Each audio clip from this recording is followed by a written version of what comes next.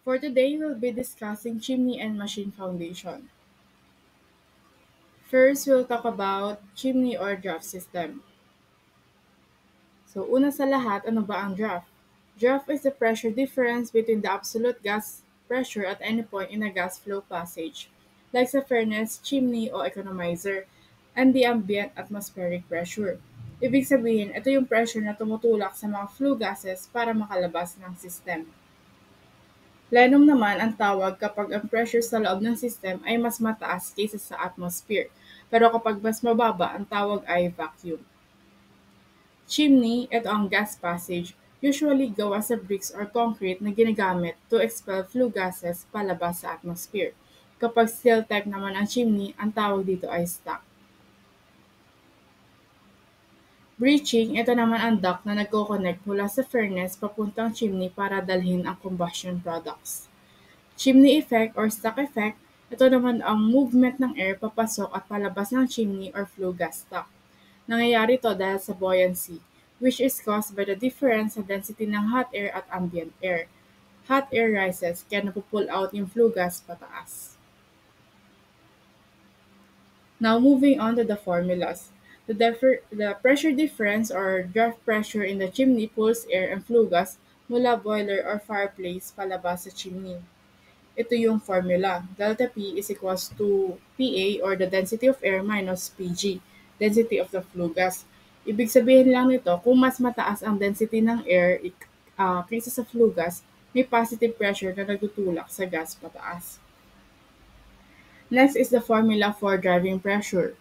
So, this formula helps us understand kung gaano kalakas ang pressure na nagtutulak sa flue gases paakyat sa chimney, depending on the height and the density difference. So for the draft head, the head of water from hydrostatic pressure, where pressure is equals to density times height, where pressure here is converted in the head of water. So it is equals to density of air minus density of the flue gas all over density of the water times height of the chimney or stack. So in terms of head of gas, it is equals to density of air minus density of the flue gas all over density of the flue gas times height of the chimney or stack.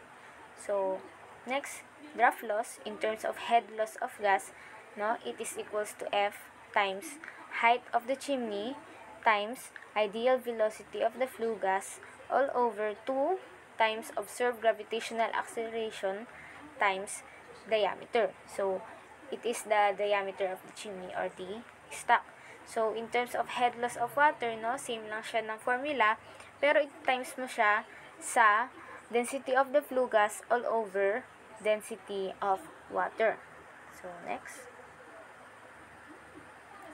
So for the actual draft head in terms of water, it is equals to draft head in terms of water minus draft head loss in terms of water. So in terms of flue gas, so it is equals to draft head in terms of the flue gas minus draft head loss in terms of the flue gas.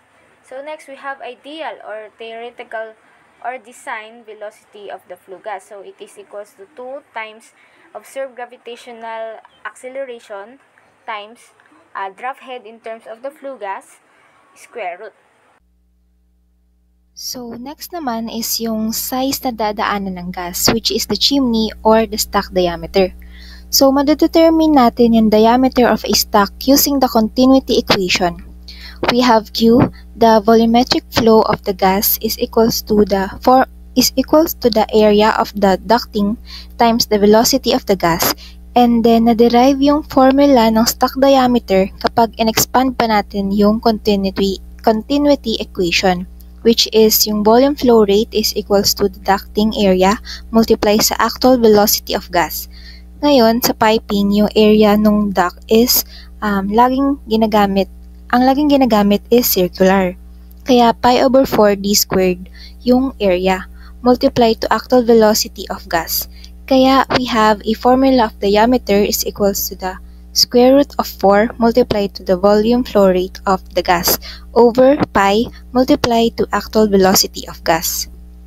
So, yung equation naman for the actual velocity is equal to the velocity coefficient that is usually 30 to 50% and just use 40% if it is not given. So next naman is for the other formulas. So, meron tayo dito yung draft loss due to friction in air ducts, breaching, and chimney, and it is expressed in centimeter of water. So its equation is the available draft of chimney height is equal to density of flue gas over 10 multiplied to friction factor or yung F times dun sa height of chimney or stack times the squared of ideal velocity of gas over 2 times the observed gravitational times the hydraulic gas or yung RH. So for lastly, this is the formula for the available draft per 30-meter chimney height. Number 1. The gas temperature is 32 degrees Celsius with a pressure of 94 kPa and a gas constant of 0.287 kJ per kilogram Kelvin. The actual velocity of gas entering in a chimney is 11 meters per second. If mass of gas is 60,000 kg per hour, determine the chimney diameter. So sa problem, may binigay na temperature ng gas. Meron ding pressure, gas constant, velocity, at mass of gas. At ang pinapahanap is yung chimney diameter. Ang formula for chimney diameter is square root of 4 times volume of gas over pi velocity. Pero hindi pa natin siya masosolve kasi wala tayong volume ng gas. So, to solve for volume of gas, ang gagamitin lang natin formula is PV/MRT. But, syempre, imbis na B, gagamitin natin Q. Is equals to MRT. So, derive lang natin yung formula. So, QG magiging equal siya sa mg times rg times tg over pressure. So, since kompleto naman yan lahat nasa given, substitute na natin yung mga values.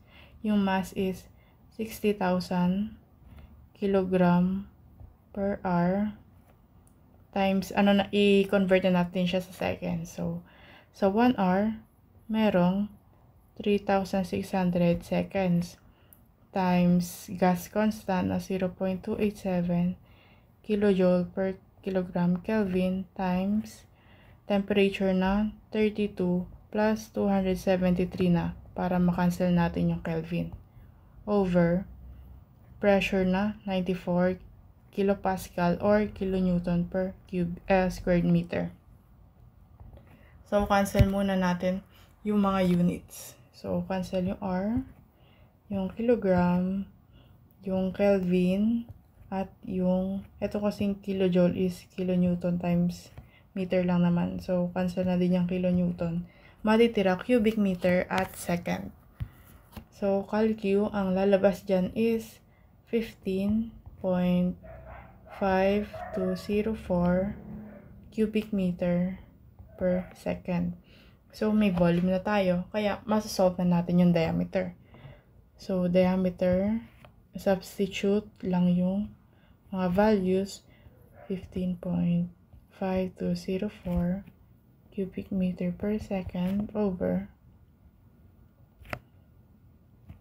times velocity na 11 meter per second square root. So, cancel ulit unit, then cancel, matitira dalawa, naka-square root 1 na lang. So, calcul, ang lalabas dyan is 1.34 meter. So, ang chimney diameter natin is 1.34 meter. Okay, so for our problem solving, we have a steam generator with the economizer and air heater has an overall draft loss of 21.78 cm water if the stock gases are at 177 degrees Celsius and if the atmosphere is at 101.3 kPa and 26 degrees Celsius. What theoretical height of stock in meters is needed when no draft fan are used? So assume that the gas constant for the flue gas is the same as the air. So, ilagay muna natin yung mga given values na binigay. So, for the given, we have the draft head loss in terms of the flue gas. So, 21.78 centimeter. So, next one, binigay din yung temperature nung ating gases. So, 177 degrees Celsius plus 273 is equals to 450 Kelvin. So, next, binigay din yung atmospheric pressure. So, 101.3 kPa. Binigay din yung temperature ng ating atmosphere. So, 26 degrees Celsius plus 273 is equals to 299 Kelvin. So, ang hinahanap daw is yung mismong height. Theoretical height nung stock natin. So, para makuha natin yung theoretical height nung stock natin, kailangan natin gamitin yung formula na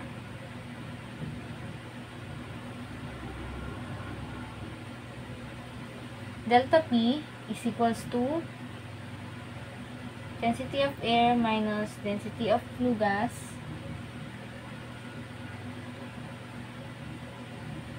times gravitational observed gravitational acceleration all over gravitational constant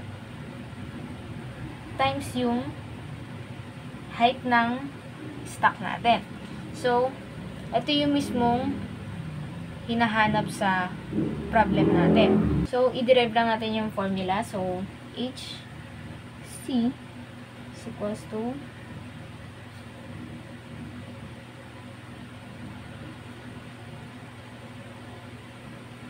yan. So, i-derive lang natin yung formula dito sa formula ng driving pressure. So, ito yung mismong kailangan nating makuha. So, itong delta P natin, hindi naman siya given. Itong density ng air, hindi din siya given. Then, density ng flue gas, hindi din siya given. So, kailangan natin makuha yung mga value nito para ma-solve natin yung theoretical height ng stock natin. So, dito muna tayo sa delta P. So, para makuha natin yan, kailangan natin yung formula na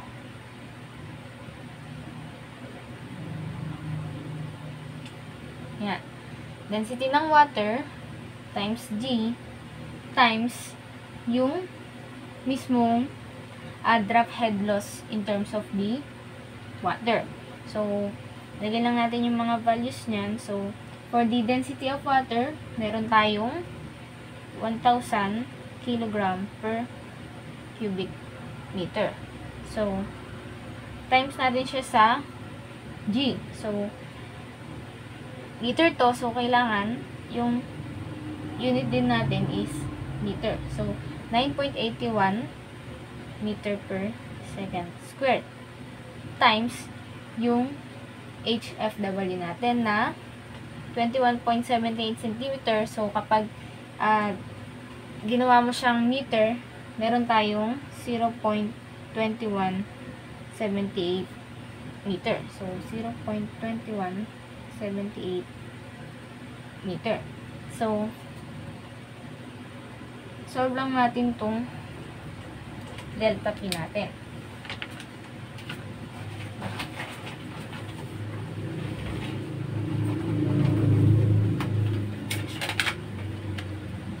So, solve lang natin itong delta P natin. Meron tayong 1,000 times 9.81 times 0.2178. So, meron tayong 2,000. So, meron tayong 2,136.618. So, 2,136.618.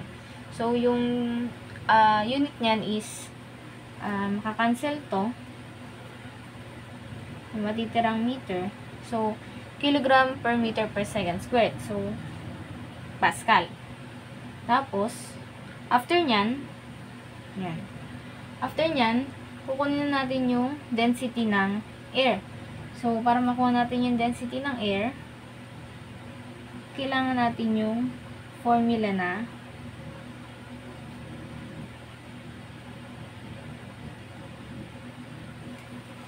parata. So, may binigay na atmospheric pressure na 101.3 kPa. So, sa R natin, meron tayong 0.287 kN per meter per kilogram per K. So, sa temperature ng air natin, we have 299 K. So, cancel to. Ito, i-unit analysis natin yung kPa. So, we have kilonewton per meter per second. So, makakancel yung kilonewton. Ang matitira is kilogram per cubic meter. So, solve lang natin siya. 101.3 times 0.287 times 299. 1.1805. So, 1.1805 kilogram per cubic meter. So, next, ang kukunin naman natin is yung mismong density ng flue gas natin. So, ganun lang din, same lang din sila ng formula na parata. So, 101.3 kPa, unit analysis natin ng kilonewton per square meter over 0.287 kilonewton per meter per kilogram. Okay. Times yung ating temperature ng gases. So, 450 K. So, solve lang din natin siya. 101.3 times 0.287 times 450. So, 0.7844. So, cancel lang natin to. Cancel din. So, 0.7844 kilogram per cubic meter. So, nakuha na din natin yung density ng flue gas. So, pwede na natin makuha yung theoretical height ng stock natin. So, lagay lang natin yung mga given values. So, ito, 2136.618 Newton per square meter all over yung density ng air natin na 1.1805 kilogram per cubic meter minus 0.7844 kilogram times yung G natin na 9.81 meter per second square. Kasi in every 1 Newton, meron tayong 1 kilogram cubic meter per second squared. So, para makancel natin yung Newton. Kasi kailangan matira lang yung ating meter. So, cancel natin yung Newton. Cancel din to. So, may matitirang meter dito. Ano? So, cancel din tong kilogram. Cancel to. So, cancel din to. Cancel din to. So, may matitirang meter. So, solve natin siya. 2136.618 1.1805 minus 0.7844 times 9.8 So, magiging sagot natin is 549.8611. So, 549.8611 or 550 meters. So, ito na yung mismong theoretical height ng ating stock.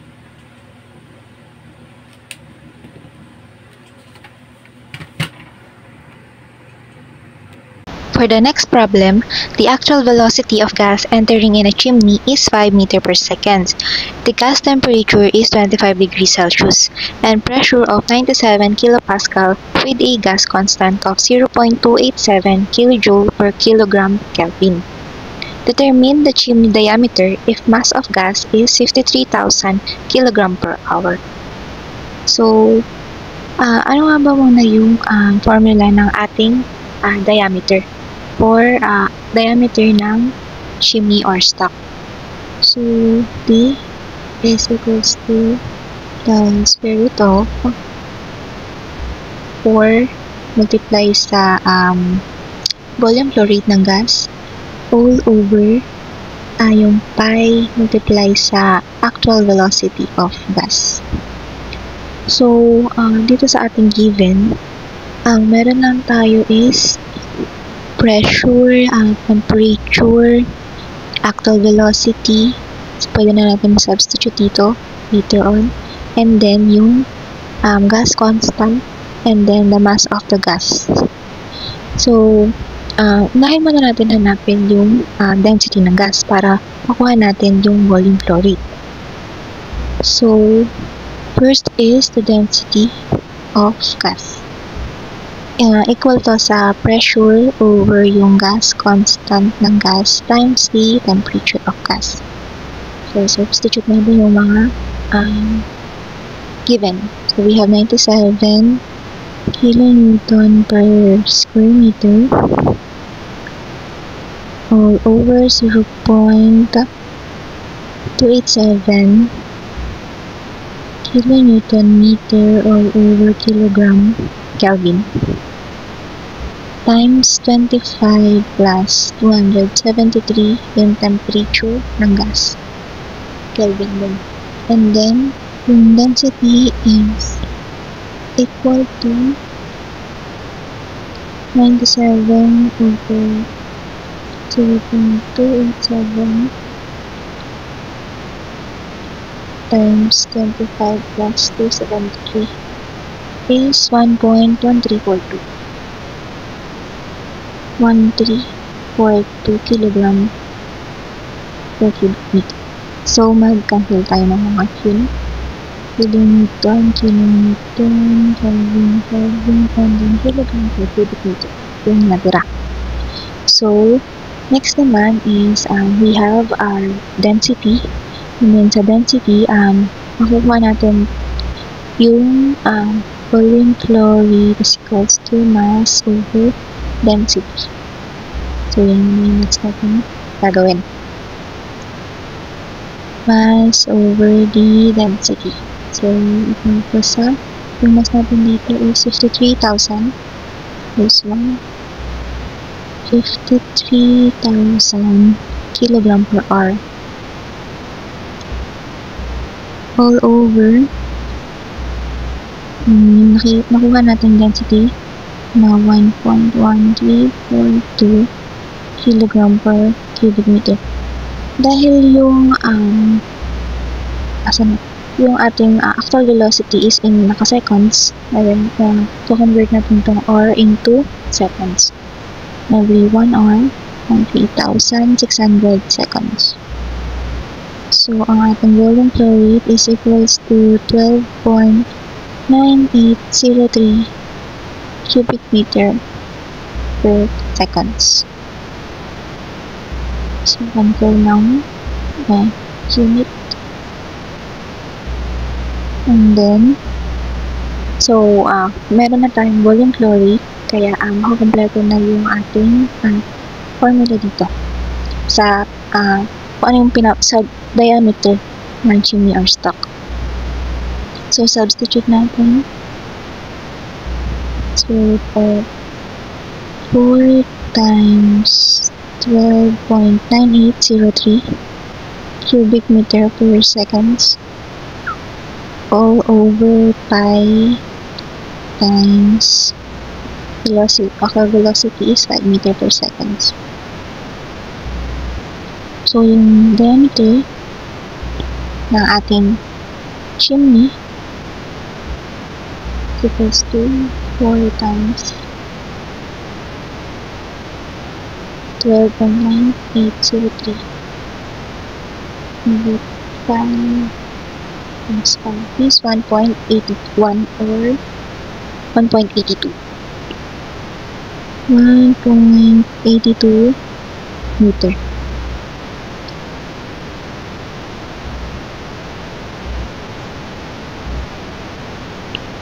So, yung diameter of the chimney na na-compute natin is equals to 1.82 meter.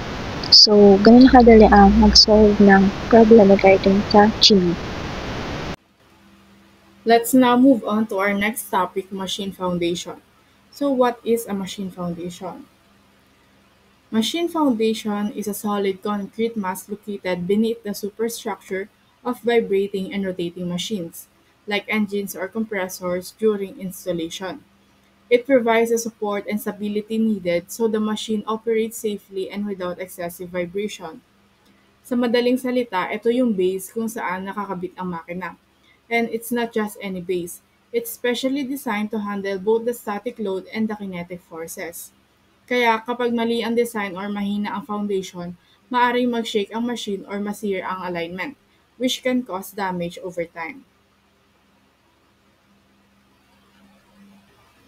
Dimensions of a machine foundation. First, length. So, ang total length ng foundation ay equal sa length ng bed plate plus twice the clearance. This gives room for inspection, maintenance, and vibration control.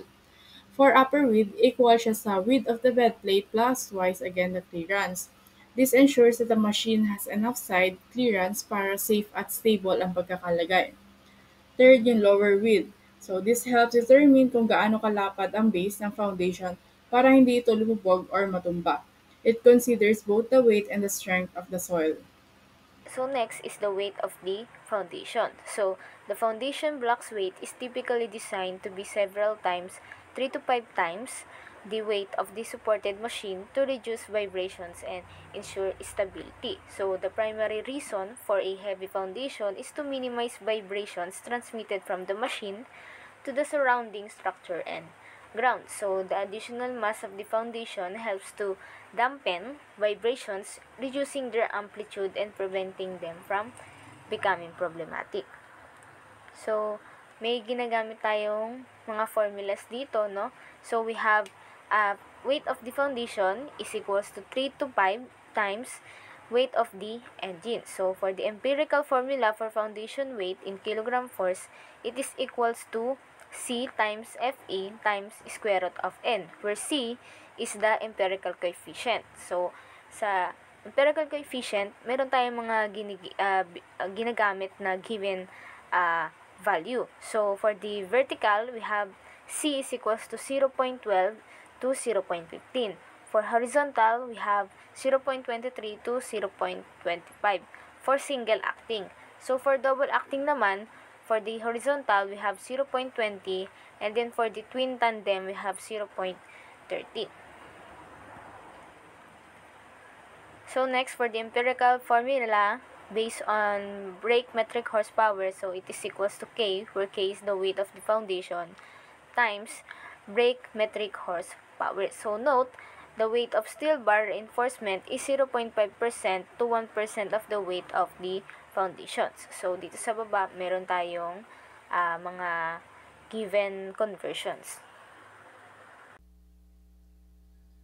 So, next naman is yung data on concrete mixes or yung pag-estimate ng needed materials for a concrete to produce a foundation. So, the foundation should be concrete of 1 part cement, 2 parts sand, and 4 parts broken stone or gravel with a maximum of 50 mm. So, this is the proportion of 1:2:4. We have here sa sa ating screen yung table, the different classes of mixture to produce of 1 cubic meter of concrete. So for the class A, with a mixture of 1:2:4, it needs a 7.8 sacks of cement, 0.44 cubic meter sand, and 0.88 cubic meter stone. This mixture is used for reinforced concrete or RC, for floors, beams, and columns. So for the class B, with a mixture of 1:2.5:4, it needs a 7.3 sacks of cement, 0.52 cubic meter sand, and 0.83 cubic meter stone. This mixture is used for building walls. Lastly is for class C, with a mixture of 1:3:5, it needs a 6.2 sacks of cement, 0.52 cubic meter sand, and 0.86 cubic meter stone.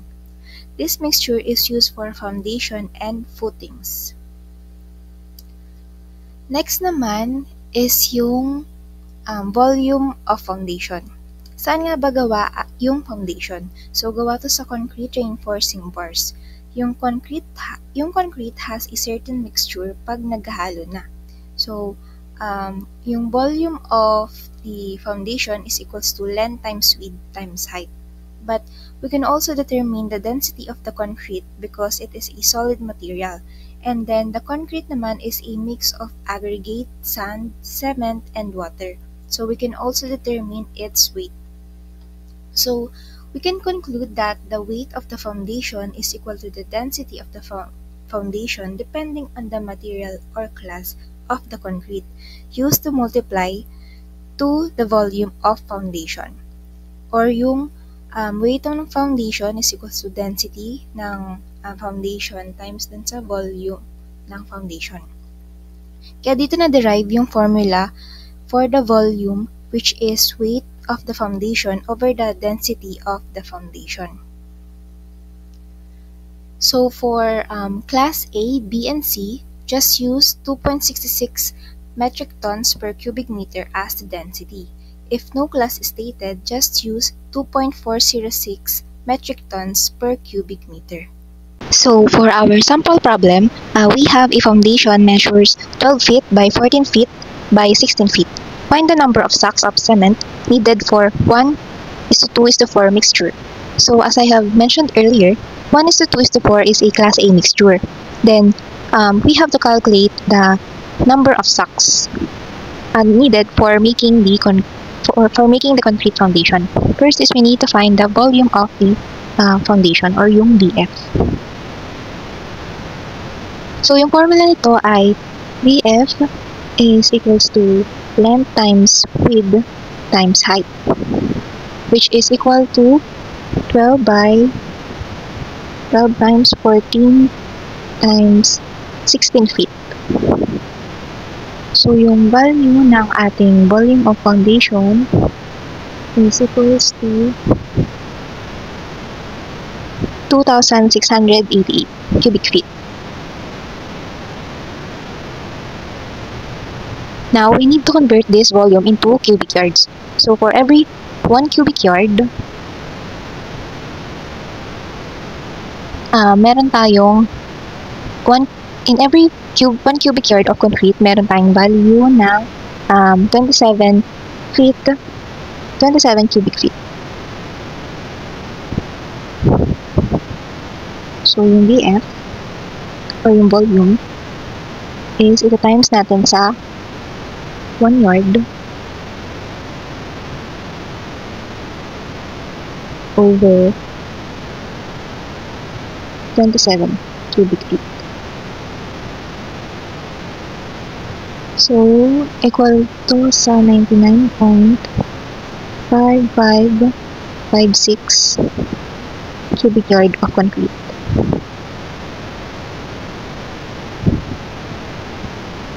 So, meron na tayong volume ng foundation.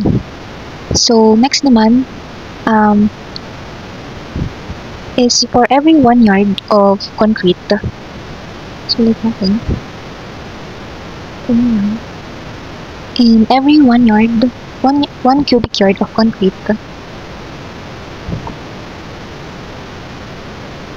is merong equivalent na 6 sacks of cement. Kaya para makuha natin yung number of sacks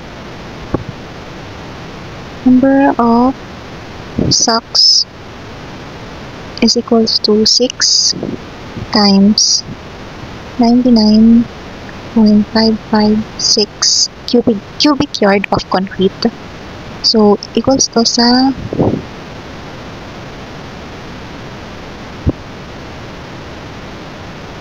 6 times 99.556, 597.33 or 598, round up tayo, or 598 sacks of cement.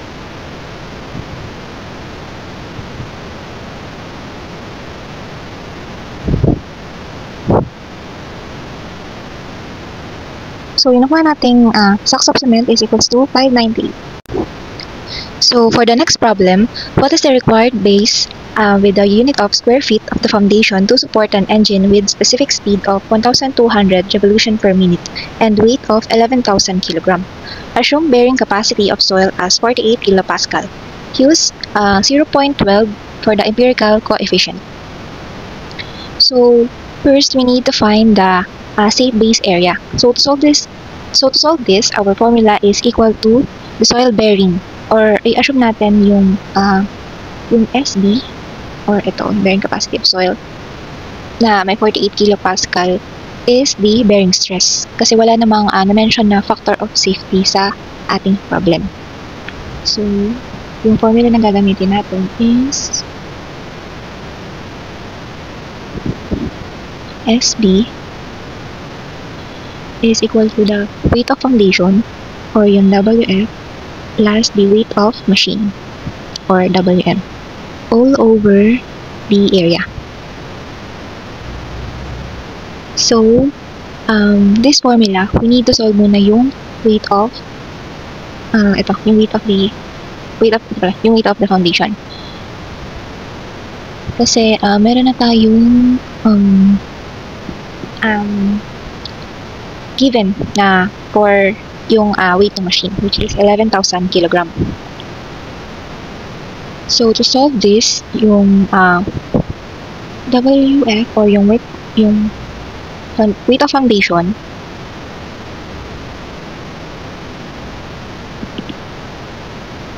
so weight of foundation muna yung i-determine natin, is equals to the empirical coefficient, or yung C, times sa weight of machine, WM, times the RPM, square root of revolution per minute, or yung N natin.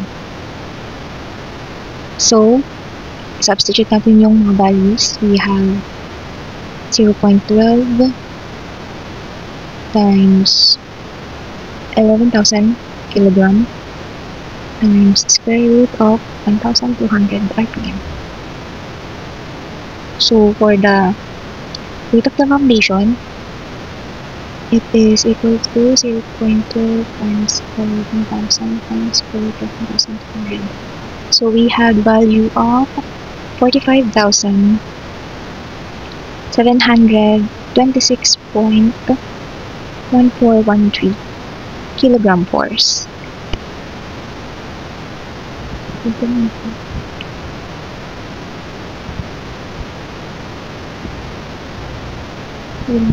So, nakuha na natin yung weight of the foundation. Ito, meron na din tayong weight ng machine. And then, meron din tayong given na soil bearing capacity ng 48 kilopascal. So, ang kailangan natin hanapin is yung area, which is yun yung pinapahanap sa given na to. So, substitute lang natin yung mga nakuha nating value. We have, ito, itaas. We have 45,726.1413 plus 11,000 kilogram force all over yung area ng i-modify pala natin itong formula. Dahil ang hinahanap natin is area. So, parang magiging baliktad lang din sila. So, nasa baba yung ating soil bearing, which is equal to soil bearing stress equal to sa 48 kilopascal.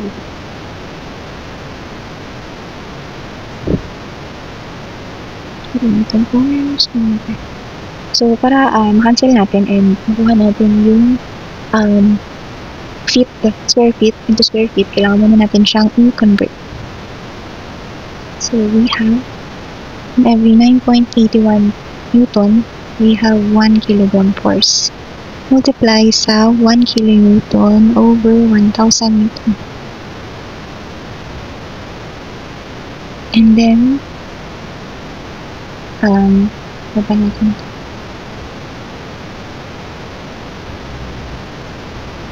We have, for the area, 11.5934 square meter. So, cancel yung mga unit.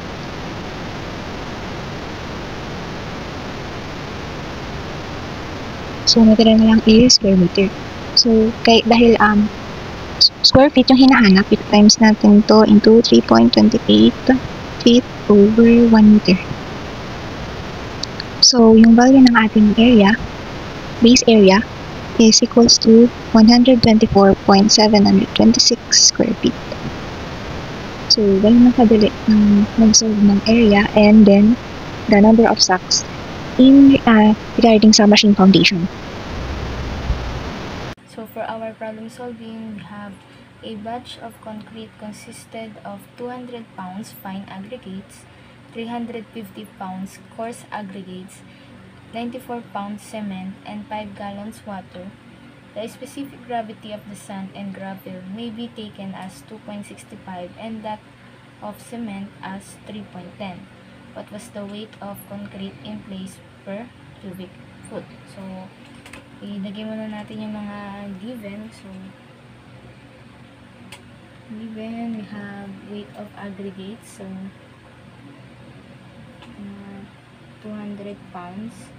Next is weight of coarse aggregates. So, weight ng coarse aggregates is 350 pounds. Next, weight of cement, 94 pounds. Next is yung volume ng water. So, 5 gallons. Next is yung specific gravity ng aggregates.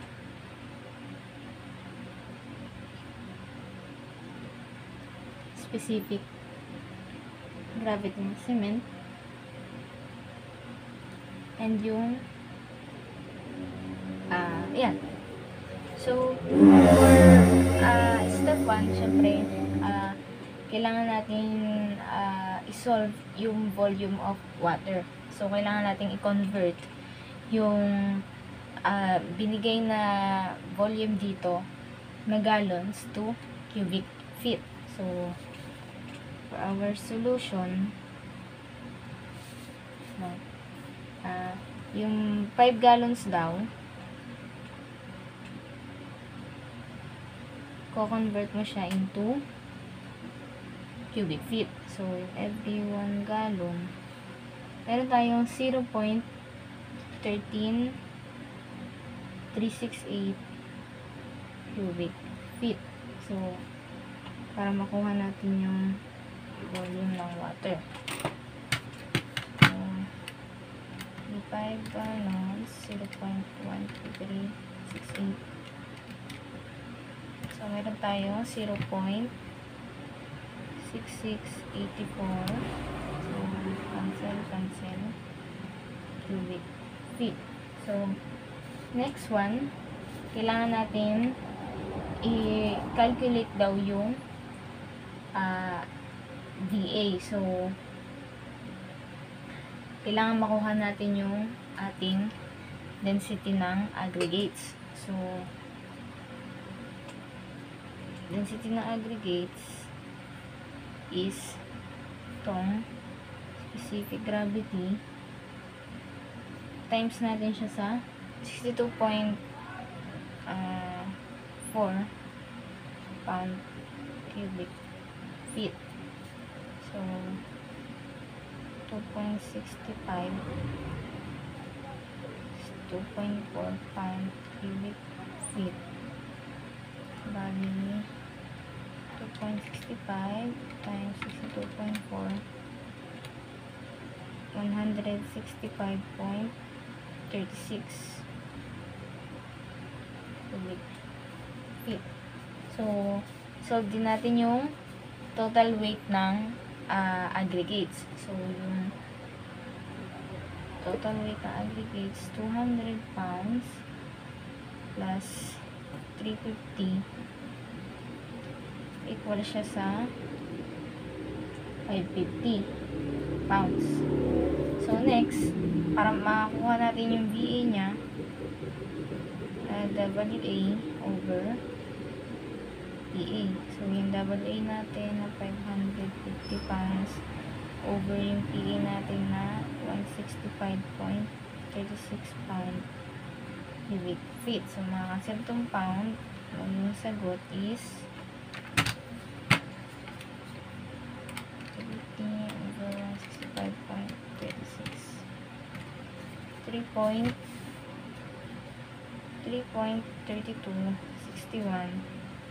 cubic feet. So, next, kailangan din natin makalculate yung volume ng cement. So, density ng cement times tong ating yan, times natin siya sa 62.4 pound cubic feet. So, yung sagot niya is 3.10 times 2.4, so 193.44 pound cubic feet. So, pwede natin ma-solve yung volume ng cement. So, volume ng cement equal siya sa WC. Yung WC natin is 94. 193.44 pound. Cancel. Matitira is 94 over 193.44. So, 0.4859 cubic feet. So, next, calculate daw natin yung volume ng concrete. So, yung overall volume na to, no? So, VT is equals to VW or yung volume ng water plus volume ng aggregates plus volume ng cement. So, 0.6684